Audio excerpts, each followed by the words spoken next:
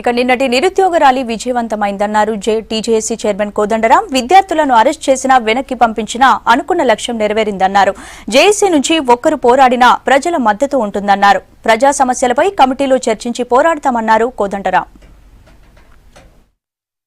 దాని మీద ఎంత చర్చ జరగానో, ఏ స్థాయిలో జరగానో, ఎంత విస్తృతంగా జరగానో అంత విస్తృతంగా ఈ చర్చను నిర్వహించడం విషయంలో మేము సంపూర్ణంగా విజయవంతమైనాం.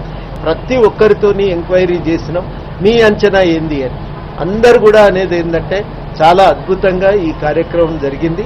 మీకు ఎంతైతే ప్రచారం దొరకాలో, కార్యక్రమం చేస్తే ఎంత దొరికేదో అంతకంటే ఎక్కువ ప్రచారం దొరికింది. కాబట్టి ఇది అద్భుతంగా విజయవంతం అయినట్టే అని వాళ్ళందరూ కూడా చెప్పారు.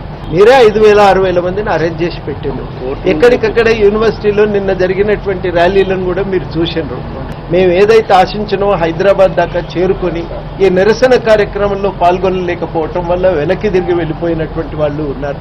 లెక్కలు మీరు చెప్పదలుచుకుంటే ఇప్పుడు ఈ విచిత్రం ఏంటంటే పక్కనున్న మూడో వ్యక్తి ఏ మాట అన్నా నడుస్తుంది.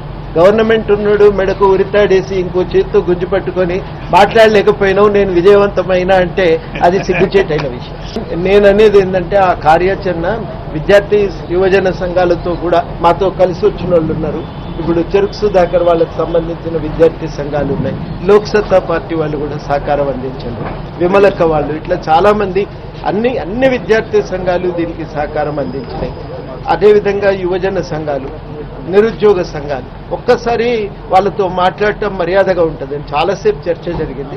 వాళ్ళని కాదని ఆమ్ ఆద్మీ పార్టీ ఇట్లాంటి వాళ్ళు చాలా మంది మద్దతు ఇచ్చారు.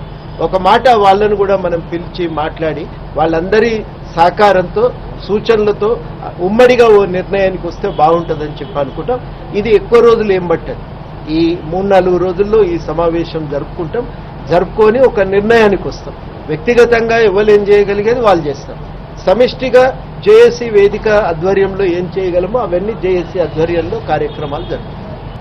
ఇప్పుడు జేఏసీ లుకలుకలు 2009లో జేఏసీ ఏర్పడ్డ నాటి నుంచి ఇది ఎన్నో లుకలుకనో నాకు అర్థమవుతలేదు. అప్పటి నుంచి ఆశపడుతూనే ఉన్నారు.